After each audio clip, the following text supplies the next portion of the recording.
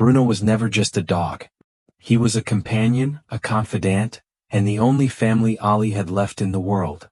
Together they shared silent mornings and quiet nights, finding comfort in each other's company. But one fateful day, Ollie was gone, taken from Bruno without warning, leaving only an empty house and a heartbroken dog to pick up the pieces. Every day Bruno waited. He waited by the door as if somehow he could summon his master back. He would sit for hours, eyes fixed on the threshold, hoping for the sound of keys, the familiar jingle of the doorbell, the warmth of Ollie's voice. But the door never opened. The footsteps never came. Bruno's love didn't fade with time. It never did. It only deepened a quiet, aching devotion that kept him alive long after his body began to wither. With each passing day his hope remained, the belief that one day Ollie would walk through that door again. But as the years went by, Bruno grew weaker, his tail no longer wagging, his heart slowing with the weight of his grief. And then, on a cold winter morning, Bruno lay beside Ollie's grave, his eyes finally closing in peace. A love that never ended. Ollie was a quiet man. He had once been full of life, his heart alive with dreams of a family, a future, and a home filled with laughter. But life, it seemed, had different plans. He had lost his parents to an accident when he was still a young man, and with them, his world had crumbled. His friends drifted away one by one, until he was left with nothing but memories and the hum of the city outside his small, empty house. Every morning he would wake up to the silence of his empty room, the silence of a life that once held purpose. He had tried to fill the void with work, but no matter how much he worked, the loneliness still crept back into the corners of his mind. His dreams had faded, crushed under the weight of grief. He no longer knew what it meant to laugh freely or love without fear. The walls of his small home seemed to close in on him with every passing day. On that particular night, the rain was heavier than usual, as if the sky itself were mourning along with him. Ollie stood by his window, staring out into the night, watching the droplets fall like a veil between him and the world outside. The city's usual noises, the honking of cars, the chatter of pedestrians, were muffled by the downpour. It was just him, alone in the silence of his thoughts, wondering if things would ever change. But then a sound broke through the stillness. A soft whimpering. Ollie's brow furrowed. He wasn't sure if the noise was coming from outside or if his mind was playing tricks on him. The rain was so heavy that he couldn't see clearly through the window. Still, the sound seemed to tug at something inside him, something he thought he had buried deep. Without thinking, he grabbed his jacket and stepped out into the rain. The night air hit him cold and sharp, the rain soaking through his clothes in seconds. He squinted through the downpour, searching for the source of the sound. And then, behind a small dumpster in the alleyway, he saw it. A tiny, shivering puppy huddled against the cold, his eyes wide with fear and confusion. The puppy was no more than a few weeks old, covered in dirt, his fur matted and damp. His tiny body trembled, not just from the cold, but from the fear of being abandoned. Ollie's heart twisted in his chest. He didn't know why, but something about the puppy's helplessness struck a chord deep within him. It reminded him of himself, of how, once upon a time, he had felt just as small and abandoned. Without a second thought, he knelt down, reaching out cautiously. The puppy recoiled at first, but hunger and desperation soon overtook his fear. He crawled toward Ollie, his little paws scraping against the wet ground. "Hey there, little one," Ollie whispered softly, his voice hoarse as though he hadn't spoken to anyone in ages. "It's okay. I'm not going to hurt you." Ollie's hands were gentle as he scooped the puppy up, cradling him against his chest. The warmth of the tiny body, despite the rain and the chill in the air, was comforting. The puppy whimpered softly, his small nose nuzzling against Ollie's jacket as if seeking comfort. As Ollie stood up, he realized something he hadn't expected. This little creature, covered in mud and trembling with fear, was already changing him. For the first time in years he didn't feel so alone. The stillness of his life had been broken by the presence of this fragile, trusting soul. With one hand holding the puppy securely against his chest, Ollie hurried back to his home, his heart pounding not from fear, but from something he hadn't felt in so long, hope. When they reached his apartment, Ollie gently placed the puppy down on the floor and shut the door behind him. The small room felt less empty now. Bruno, Ollie had already decided that was his name, looked up at him with those big, sad eyes, still unsure but now trusting even if just a little. Ollie moved quickly, grabbing a towel from the bathroom and returning to the kitchen to find some food. He hadn't really planned on adopting a dog tonight, but this little creature, this small helpless being, needed him. And somehow for the first time in a long while, Ollie felt like he needed him too. The puppy, now dry and wrapped in a soft towel, ate hungrily from the bowl of leftover chicken that Ollie had prepared. As he ate, he glanced up at Ollie every few seconds, his eyes soft, almost grateful. Ollie smiled for the first time in months. The simple joy of seeing the puppy's tiny tail wagging made him feel something warm bloom in his chest. When the puppy finished, Ollie sat down on the couch, the quiet between them comfortable, not lonely. The sound of little paws patting across the floor was like music to his ears. Bruno climbed up beside him and nuzzled into his side, curling up as if he had always belonged there. Ollie ran his fingers gently through the puppy's fur, his heart full in a way he hadn't experienced in years. For the first time in a long time he didn't feel lost. He didn't feel abandoned. There was something here with him now. Bruno's warmth beside him was more than just a physical comfort. It was the balm his soul had been craving. That night, as the rain continued to fall outside, the silence in Ollie's home was no longer oppressive. It was peaceful. For the first time in so long, Ollie found himself drifting off to sleep with a sense of peace in his heart. His hand rested on Bruno's small body, the rhythmic rise and fall of the puppy's chest as they both slept the night away in quiet companionship. The silence had been broken. And in its place was the beginning of something beautiful, something neither of them had expected, but both desperately needed. The sound of little paws had filled the empty spaces of Ollie's heart. The days had a rhythm now. They were no longer just a blur of lonely hours and long nights. Bruno had woven his presence into the fabric of Ollie's life, his small paws leaving a permanent mark on Ollie's heart. As the days turned into weeks and the weeks into months, Bruno's transformation was nothing short of miraculous. When Ollie first brought him home, Bruno had been a trembling, helpless puppy, scarred by the cruel world outside. But with each passing day Bruno grew stronger. His fur became soft and shiny again, his eyes brighter, more curious. He wasn't just surviving anymore, he was living, thriving, and becoming a part of Ollie's world in ways that words couldn't quite explain. And Ollie? He had changed too. No longer was he the man who barely spoke, whose only conversations were with the shadows in his mind. Bruno had pulled him out of that abyss, made him feel again, and made him believe in something other than the silent void that had once consumed him. Morning walks became their sacred ritual. Every day, without fail, Ollie would wake up early and slip on his worn sneakers, and Bruno would leap to his feet, his tail wagging with the kind of excitement that only dogs can express. The sun was often still low in the sky, the streets quiet and peaceful, and the two of them would walk together, side by side, as if they had all the time in the world. Bruno loved the mornings. He would dart ahead, chasing the leaves that blew in the wind, his ears flapping as he ran like a tiny, furry whirlwind. Ollie would chuckle softly watching Bruno's antics, the first real laugh he'd had in years. But it wasn't just the walks. It was the little things. The moments in between, the shared silences, the gentle companionship that had bloomed between them without either of them even realizing it.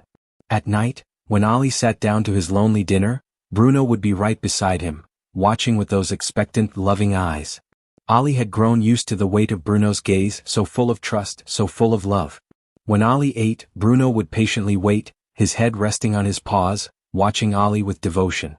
And sometimes, in those quiet moments, Ollie would find himself talking to Bruno, like he would talk to a friend.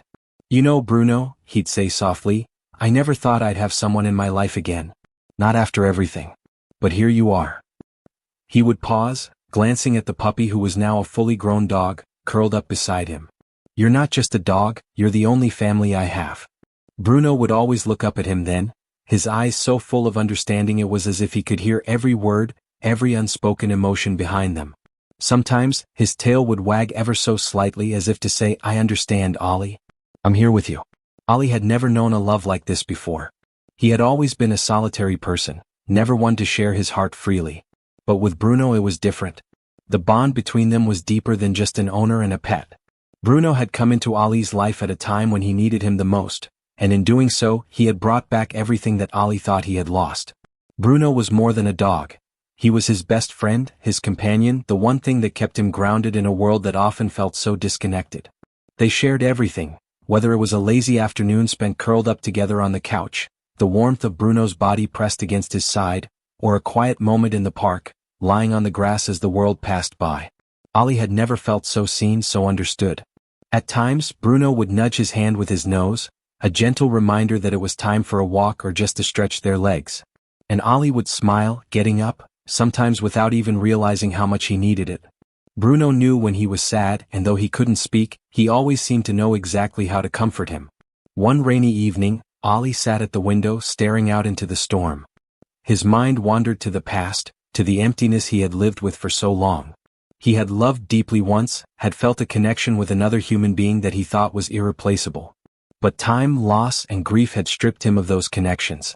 He hadn't realized how much he longed for someone, to fill the void until Bruno came into his life. Bruno, sensing the shift in Ollie's mood, jumped up onto the couch and nudged his head under Ollie's hand. He nuzzled against him, looking up at him with those big brown eyes, full of quiet understanding. It was in that moment that Ollie realized something profound. Bruno had become his anchor. The weight of the world no longer seemed so heavy when Bruno was there beside him. He reached down and scratched behind Bruno's ears, his fingers brushing against the soft fur. "Thank you," Ollie whispered, his voice thick with emotion. "I don't know what I would have done without you." Bruno, as always, responded in the only way he knew how. He gave a soft bark, his tail thumping against the couch in acknowledgement, as if to say, "You don't have to be alone anymore." And it was true. Bruno wasn't just a dog. He was the bridge between Ollie's past and his future, the constant companion that would never leave him, the one who loved him unconditionally no matter what. They had both been broken in their own ways, Ollie by the weight of loss, Bruno by the cruelty of abandonment, but together they had found healing. In the warmth of their shared moments, in the quiet companionship of their daily routines, they were more than just man and dog. They were two souls who had found each other in a world that had often seemed too big, too cold, and too lonely. Ollie had never imagined that a simple puppy, a tiny creature with no voice other than a bark, could fill the cavernous emptiness of his heart. But Bruno had done just that. In ways that words could never describe, Bruno had become the family that Ollie had always yearned for. And though Bruno could not speak, Ollie knew this truth with every fiber of his being: Bruno had chosen him. And in doing so, Ollie had found a love that went beyond the boundaries of what he had ever thought possible. The evening had started like any other. The sky outside was painted in shades of amber and violet as the sun dipped behind the city's skyline. Bruno, as usual, lay curled up by Ollie's feet, his soft breathing matching the slow rhythm of Ollie's own. The quiet hum of the world outside slipped through the cracks of their small apartment, but within there was only peace. Ollie had been different lately, more tired, more withdrawn. But Bruno hadn't thought much of it. He knew his master well enough to understand that some days, Ollie needed more rest than others. Still, tonight something felt off. Ollie had barely touched his dinner, his appetite non-existent. When he stood to leave the kitchen, he swayed slightly, gripping the counter for balance. Bruno, ever the vigilant companion, raised his head, watching him with a quiet intensity. "Everything all right, boy?" Ollie murmured, as though trying to reassure himself. He smiled weakly at Bruno, though it didn't quite reach his eyes. Bruno's ears perked up, sensing the change in Ollie's demeanor. There was unease in the air, something heavier than the usual exhaustion. But it was when Ollie sat down on the couch that things began to shift. He pressed his hand to his chest, his breathing becoming uneven. Bruno stood up immediately, his instincts on high alert. Ollie had never seemed this way before. His breath was shallow, his face pale, the corners of his lips trembling. Bruno padded quickly over to him, his tail tucked low, his eyes wide and searching. He barked once and then nudged Ollie with his nose, a gentle reminder to let him know that he was there. He pawed at Ollie's leg, his little body vibrating with concern. But Ollie, unable to speak, just sat there, his chest heaving with every labored breath. His eyes met Bruno's for a brief moment, soft, sad, and filled with a kind of resignation that Bruno couldn't quite understand. Then Ollie's face contorted in pain and he collapsed forward, his body falling to the side as his breath caught in his throat. Bruno's heart raced. His mind, clouded by confusion and fear, couldn't understand what was happening. He barked loudly, more urgently this time. "Master! Master! Stay awake!" He licked Ali's face frantically, his paws scrambling against the floor as he tried to rouse his owner, to bring him back. Bruno whined, nudging his face, licking his cheeks, his paws tapping against Ali's chest, desperate for some sign, some movement, anything to show that this wasn't real, that Ali wasn't slipping away. But it was no use. Ali's breath slowed, the rise and fall of his chest becoming more and more shallow. His hand, once warm, was now cold under Bruno's touch. And in that moment, Bruno felt the weight of a silence he had never known before. The sirens came moments later, loud and frantic, but even they couldn't break through the heavy silence that enveloped the apartment. The ambulance crew rushed in, their voices sharp, urgent, but all Bruno could do was watch, his heart aching as they worked on Ali, trying to revive him. They hooked him up to machines, pumped his chest, but it was too late. Bruno stood back, his eyes wide with confusion and sorrow. He watched the medical team, but they didn't notice him. Their focus was solely on Ali, and for a brief, terrible moment, Bruno felt so alone, as though the world had turned on its axis, and he was no longer a part of it. When the doctors finally stood back, their faces grim, their words unspoken, Bruno knew. His master was gone. There was no sound. Just the hollow beep of the machines and the thud of Bruno's heart as it shattered, piece by piece. He felt coldness in the air that he hadn't felt before. It wasn't the chill of the winter night outside, it was something deeper, something that seeped into the very bones of the apartment. The warmth Ali had always brought was gone, and in its place was a void, a vast emptiness that no living creature could ever fill. The silence was deafening. Bruno sat by the door for hours after they left. His tail rested motionless on the floor, his head turned toward the hallway, his body unmoving as if waiting for Ali to return. Every time the door creaked or the floorboards groaned, Bruno's ears would perk up. He'd stand up, his tail twitching slightly, only to lower again when he realized it wasn't his master. But he didn't leave. He couldn't. The world outside had suddenly lost all meaning to him. It was as though everything had stopped moving, and the only thing that mattered was that one unbearable fact, that Ali was gone. Bruno waited. He waited for what seemed like days. He didn't eat. He didn't drink. His eyes remained fixed on the door, the place where Ali had always come from, the place where, somehow, he still believed his master would return. He whimpered softly in the dark, his heart aching with a grief so deep, he couldn't comprehend it. Bruno had lost the one person who had ever truly loved him, who had given him a home, a family, and everything he had ever known. And now, that person was never coming back. The days passed, but Bruno did not move. He slept by the door, curled up in the same spot, his eyes half open as though hoping, just hoping, that one day he would hear Ali's footsteps again. The neighbors came. They knocked on the door, they called out, but Bruno remained silent. He didn't want to hear them. He didn't want to know that the world was moving on, that everything outside the apartment was still the same. To him, the world had ended the moment Ali had taken his last breath. Bruno's world was now just a room filled with the echoes of the past, the lingering scent of his master's cologne, the memory of warm hands on his fur, and the sound of gentle whispers that would never come again. For weeks, Bruno continued to wait. He was no longer the bright, energetic dog that had once filled the apartment with laughter and joy.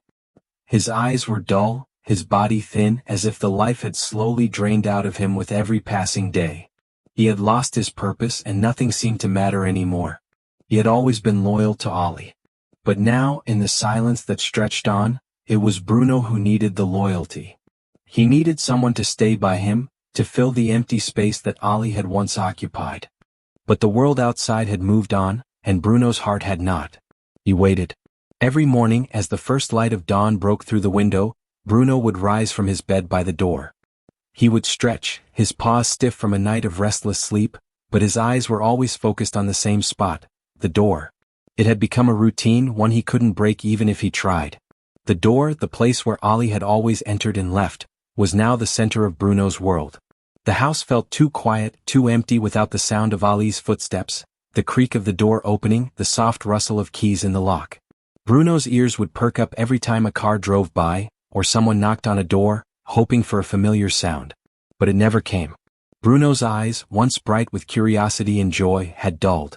The tail that once wagged so enthusiastically at the sight of Ollie now hung low, lifeless. The world outside the door seemed foreign to him. The once familiar scents of the street no longer carried the same warmth. They had lost their meaning. Bruno's world had shrunk down to that one doorway. The neighbors noticed. They often passed by Ollie's small house and glanced in at the window, where they could see Bruno sitting by the door, staring out, waiting. His body had thinned over the weeks. He didn't eat like he used to. His once glossy coat had become matted and dull, and his movements had slowed. One neighbor, an older woman who had known Ollie well, shook her head as she walked past the house. She muttered softly to herself, "Poor thing. He hasn't eaten properly since Ollie died. He just waits, as if he believes his master will come back." Her words were echoed by others who had lived nearby. "He's been like that for weeks now, just waiting. He doesn't even bark anymore." Bruno had lost the will to eat, and the food that Ollie had once lovingly prepared for him sat untouched in his bowl. He would occasionally sniff at the food, but the hunger inside him wasn't for the meat or the kibble. It was for the warmth of his master's hands, for the sound of Ollie's voice, for the touch of his comforting presence. Bruno's grief was a silent one. He didn't cry out or bark at the door, hoping for Ollie to return. Instead, he simply waited, still and silent, as the world moved around him. The world had not stopped for him, but Bruno's time had frozen the moment Ollie had collapsed. There was no tomorrow for Bruno, only the constant repetition of today, tomorrow, and the days after, each filled with the same rituals, the same hope, the same crushing disappointment. Every evening, as the sun dipped below the horizon, casting a golden light across the empty room, Bruno would settle beside Ollie's old shoes, which still sat by the door. They were worn, the leather cracked from years of use, but they still carried the familiar scent of Ollie, the faint traces of his cologne, the earthy smell of his worn socks, and something more, the smell of home. Bruno would curl up beside the shoes, his head resting on the cold floor, his eyes drifting closed for a moment, but his body tense, as if waiting for the moment Ollie would come through the door. The shoes, those simple, unremarkable objects, had become symbols of his hope. They were all he had left of his master, and every evening he lay there, surrounded by the scent of the past, hoping that tomorrow would be the day Ollie came home. There was something so painfully beautiful in these small moments of stillness. Bruno would lie by the shoes and think of the days when Ollie would come home after work, his tired footsteps echoing down the hall, his voice calling Bruno's name. He would remember the way Ollie would kneel down to ruffle his fur, the sound of his laugh when Bruno did something silly or playfully tugged at his shoelaces. The memories flooded his senses. His heart swelled with them, yet they only deepened the ache that gnawed at his soul. But Bruno didn't know how to let go. How could he? Ollie was his world, the one who had pulled him from the streets and shown him love. The one who had never left him, never abandoned him, no matter how hard life had been. How could he believe that love was gone, that his master would never walk through that door again? Each night, after the last light had faded from the windows, Bruno would sit in the same spot, his eyes fixed on the door. The silence in the house was so heavy, it almost seemed to press against him. The only sound that broke the quiet was his breathing, deep and uneven. Bruno's chest would rise and fall with the weight of sorrow that had settled inside him, an invisible burden that he carried every day, every night. Sometimes, when the silence grew unbearable, Bruno would whimper softly. It wasn't a loud, desperate cry, it was a quiet, heartbroken sound, a sound that came from deep within, from a place only those who have lost everything could understand. It was a sound of longing, of yearning for something that could never return. The neighbors who passed by at night would sometimes hear that sound, a soft, mournful cry that drifted through the window like a distant echo. It was a sound that only broken hearts knew. And still Bruno waited. Every night, his eyes would linger on the door, the place where he had always seen his master come and go. Sometimes he would even close his eyes, imagining the sound of keys jingling, the door opening, and the familiar figure of Ollie walking through. But each time his eyes would flutter open and there would be nothing. Just the silence. Once a week, as the days bled into one another, Bruno made his way to the small cemetery on the outskirts of town. He didn't know why he went. Perhaps it was because he believed in some small part of his heart that Ollie could still hear him. Or maybe it was because the grave was the only place where he could feel close to his master, even if only for a fleeting moment. With his tail low, his eyes filled with sorrow, Bruno would walk to the grave, his paws heavy with grief. The earth, cold and unyielding, held Ollie's body, but Bruno knew that Ali's spirit had not left him. He could feel him in the wind, in the rustling of the trees, in the soft hum of the world that continued to spin around him. Sometimes Bruno would stand there for hours, his head lowered, his ears drooping. He would wait just as he did at the door. He would wait for Ali to come, to call out to him, to take him home. But the only sound that answered was the whisper of the wind through the leaves. On days like these, Bruno would cry. It wasn't the loud, sharp cry of an animal in pain. It was a soft, broken sound, a deep, aching wail that resonated with the depth of his loss. It was the sound of a heart that could never heal, a heart that had loved too deeply and had been torn apart. The villagers who passed by the cemetery would sometimes stop, watching Bruno from a distance. They would shake their heads, their hearts heavy with sympathy for the grieving dog. Some whispered to one another, saying, "He comes every week, always the same.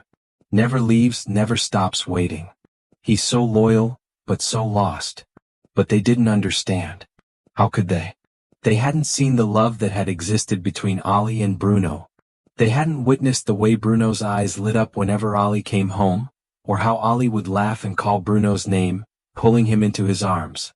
They hadn't seen the way Bruno had loved him, unconditionally, even after death had taken him away. Bruno never stopped waiting. He didn't know how to, and he didn't want to. His love for Ali was pure, undying, and it kept him anchored in a world that had lost its meaning. He would wait by the door. He would rest by Ali's shoes. He would cry at the grave.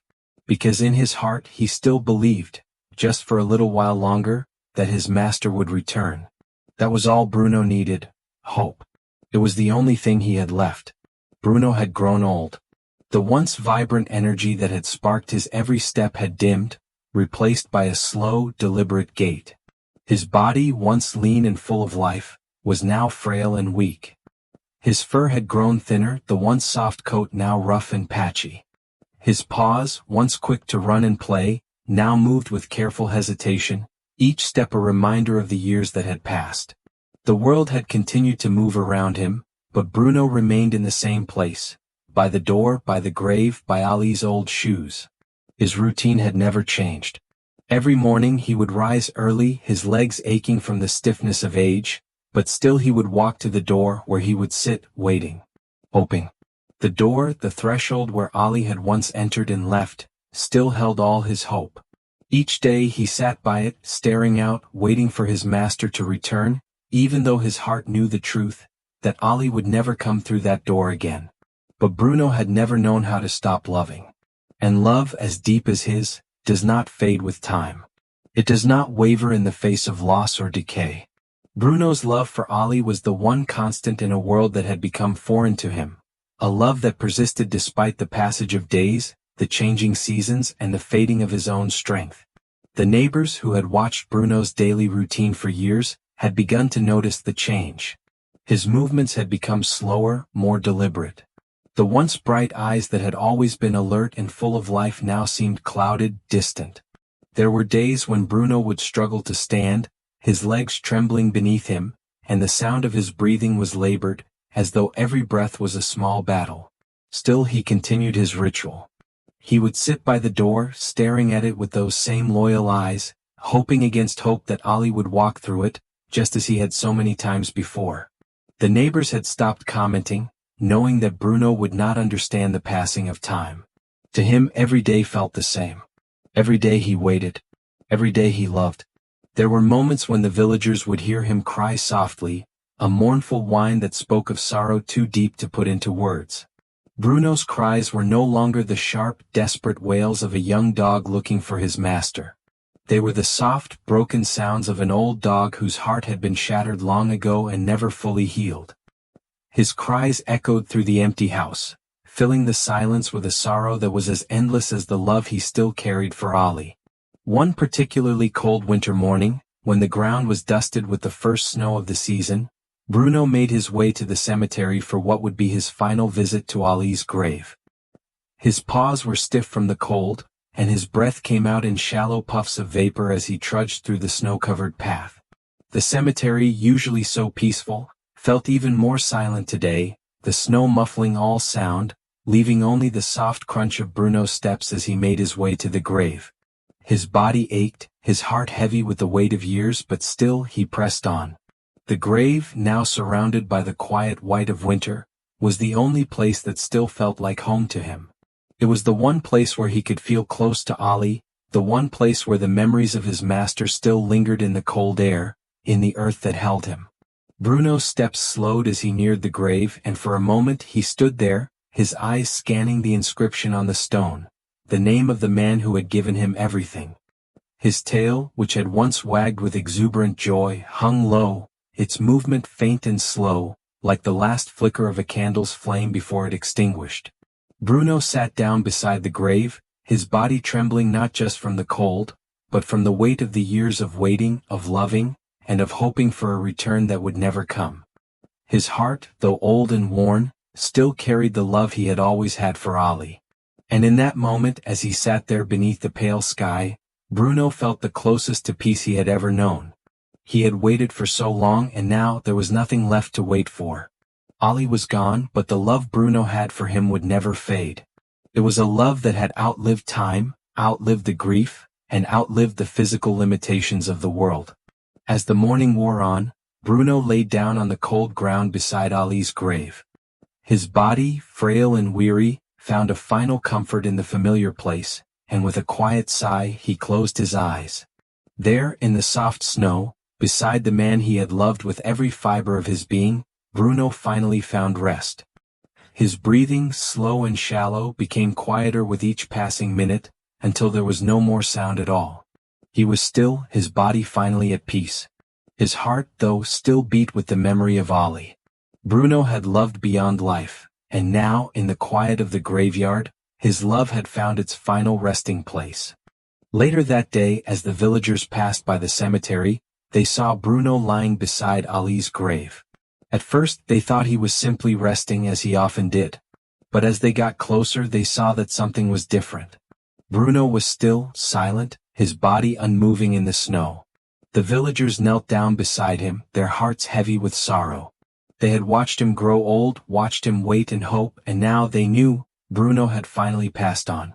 The news spread quickly through the village. People who had seen Bruno's daily rituals came to pay their respects.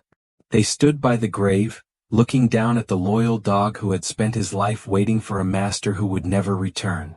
They had all witnessed the depth of Bruno's love, the way he had sat by the door, the way he had mourned at the grave, the way he had lived for Ali even after death had taken him. The villagers, many of whom had grown fond of Bruno over the years, whispered softly to one another. He died where his heart lived, in the memory of the one he loved the most, one of them said, her voice thick with emotion. And it was true. Bruno had never left Ali. He had never stopped loving him even when the world moved on without him. In the end, he had died in the place where his love had lived, beside the one person who had given him a life of meaning. Bruno's story became one that the villagers would tell for years to come, a story of love, loyalty, and devotion that transcended even death. His grave, though humble, became a place of quiet reverence, a place where the villagers would stop and remember the bond between man and dog, the way Bruno had loved his master with a love that knew no boundaries, no end. And though Bruno's body had left this world, his love never truly did. It lived on in the hearts of those who had witnessed it, in the memories of the bond he had shared with Ali, and in the quiet whispers of the wind through the trees that rustled softly by the grave. Bruno's love, pure and unwavering, was eternal. He had loved beyond life. And in his own way, Bruno had found peace, knowing that his heart had never faltered. It had always belonged to Ali, and now it would remain with him forever. Some say dogs can't feel the way humans do. But Bruno proved that love, real love, doesn't need words. It just needs loyalty. And sometimes loyalty lasts even beyond death.